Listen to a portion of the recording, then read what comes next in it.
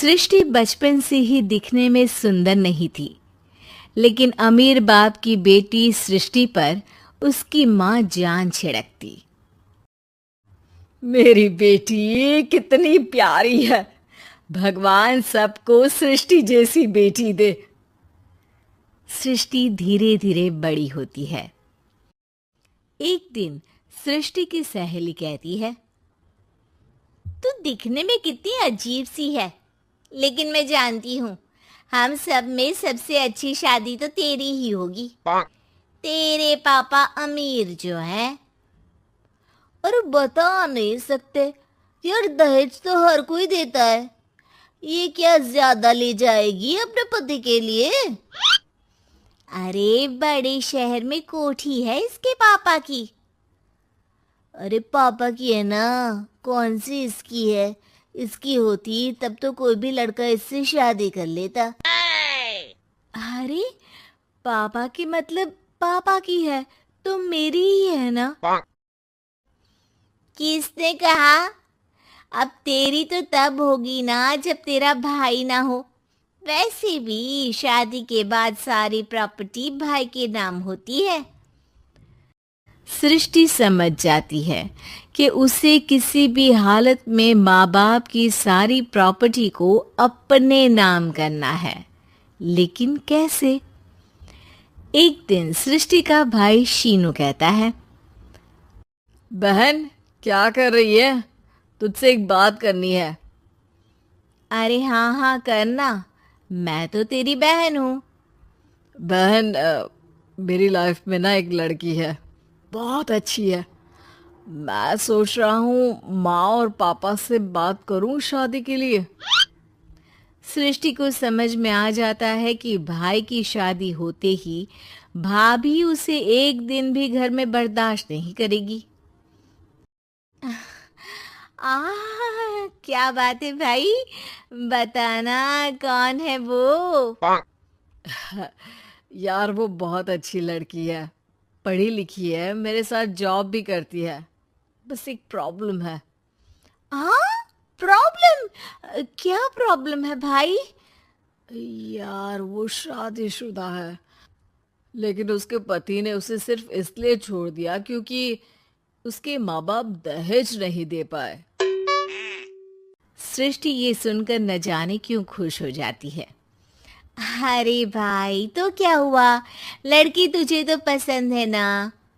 शीनू को लगता है कि बहन उसे समझ रही है। वो इस बात से अनजान होता है कि उसकी बहन की मंशा पूरा घर हड़पने की है। सृष्टि अपनी माँ से कहती है, मम्मी मुझे तो बहुत चिंता है।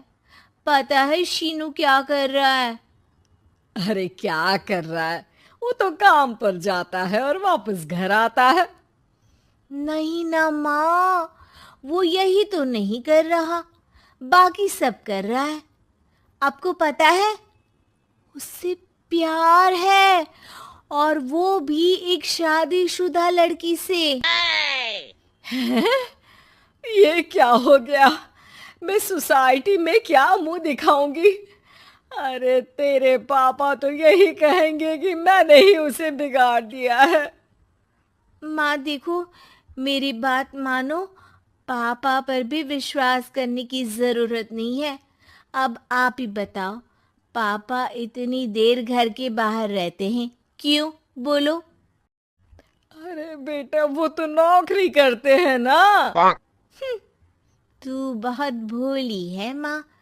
पापा का ऑफिस तो 7 बजे खत्म हो जाता है, लेकिन देखो कितनी देर से आते हैं। अरे नहीं नहीं बेटा, ऐसी कोई बात नहीं है। सृष्टि माँ को एक औरत से बात करते पिता की फोटो दिखाती है। देखो माँ, कैसे हैं पापा? मैं ना कहती थी कि पापा सही नहीं है। मैं तेरे पापा से बात करूंगी, दे फोटो मुझे। ओ माँ, वो तो डिलीट हो गई। लेकिन चल, तूने तो देख लिया ना। पापा से बाद में बात कर लेना, और हाँ, मेरा नाम बिल्कुल मत लेना हाँ माँ। अब क्या था, सृष्टि की माँ और पिता के बीच झगड़ा होना शुरू हो जाता है। सृष्टि के मन में क्या चल रहा था कोई नहीं जानता था। एक दिन माँ, सृष्टि के लिए एक लड़का देखा है। वो लोग शाम को उसे देखने आने वाले हैं। और हाँ माँ, एक खुशखबरी, मैं और पापा मिलकर एक नया बिजनेस ट्राई कर रहे हैं। शाम को लड़का आता है, सांवले रंग का। सृष्टि को तो बिल्कुल भी पसंद नहीं आता। लड़की की माँ कहती है, लड़की का चेहरा तो कोई खास नहीं, लेकिन अगर मेरे बेटे को आप लोग सेटल कर दें तो मैं उसकी शादी आपकी बेटी से करवा दूं। सृष्टि को लड़का बिल्कुल पसंद नहीं था। उसे भाई पर गुस्सा आ जाता है। लड़के वालों के जाने की बात कहती है, माँ देखा, शीनू मेरे लिए कैसा लड़का लेकर आया, न दिखाने लायक न सुनने लायक, सेटल भी नहीं, वो भी हम करे। अरे माँ, मैं जानती हूँ ये मेरी शादी किसी भी घर में क्यों करवाना चाहता है। अरे कैसी बात कर रही है बहन? तूने तो देखा ना, लड़के को मैंने ही मना कर दिया तुझसे शादी के लिए। जिसने लड़का बताया था उसने उसकी बहुत तारीफ की थी। बात आई गई हो जाती है, लेकिन सृष्टि का मन शांत नहीं होता। क्या करूँ, कुछ समझ में नहीं आ रहा। मेरी शादी हो गई तो ये लोग पूरी प्रॉपर्टी शीनू के नाम कर देंगे, मेरे हाथ तो कुछ लगेगा ही नहीं। तभी सृष्टि को आइडिया आता है। वो किसी वकील को फोन करती है। जी देखिए, अगर आपके मम्मी पापा का तलाक हो जाता है तो आपके पिता की आधी प्रॉपर्टी आपकी माँ के नाम हो जाएगी। फिर उसे वो किसी को भी दे सकती है। सृष्टि अब माँ को बेटे के खिलाफ भरती है। माँ, शीनू पर नजर रखा करो। वो जिस लड़की के प्यार में है ना, वो शादीशुदा है। यहाँ आएगी, सारा पैसा, रुपया, जमीन, जायदाद सब हड़प लेगी। पापा का भी हाल तुमसे छुपा नहीं है। ऐसा ना हो कि मैं और आप एक दिन सड़क पर भीख मांगे। हे भगवान, मैं तो जीते जी मर जाऊंगी अगर ऐसा हो गया तो। ऐसा हो गया नहीं माँ, ऐसा ही होगा। अभी समय है, आगे का सोच लो। मैं तो कहती हूँ पापा से आधी प्रॉपर्टी लेकर अलग हो जाओ। पापा की आधी प्रॉपर्टी भी हम लोगों को अगर मिल जाती है ना, तो अगले 7 जन्म सफल समझो। बेचारी माँ बेटी के कहने पर पति से तलाक लेकर अलग हो जाती है। सृष्टि अब पैसों से गाड़ी और अपने दूसरे महंगे शौक पूरे करने लगी। उसके दोस्त भी उसके पैसे इस्तेमाल करते। सृष्टि, कल तुम कहाँ थी? मैं सारा दिन घर पर अकेली थी। तो मैं क्या करूं? मैंने ठेका तो नहीं लिया है ना तुम्हें संभालने का। माँ को सृष्टि से ये उम्मीद नहीं थी।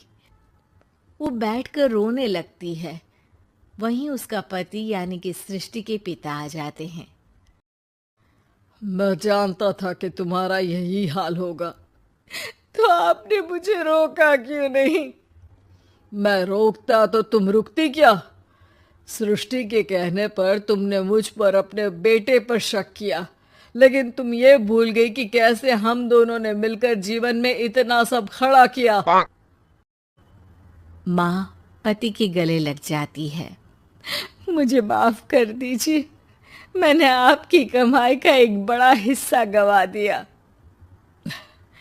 कोई बात नहीं, तुम साथ हो तो मैं ऐसी 7 प्रॉपर्टी खड़ी कर दूंगा। तभी वहां सृष्टि आ जाती है रोते हुए। माँ, मयंक ने मुझे छोड़ दिया। वो बोल रहा था जब तक मेरे पास पैसे थे तब तक ही वो मेरे साथ था। पापा, माँ, मुझे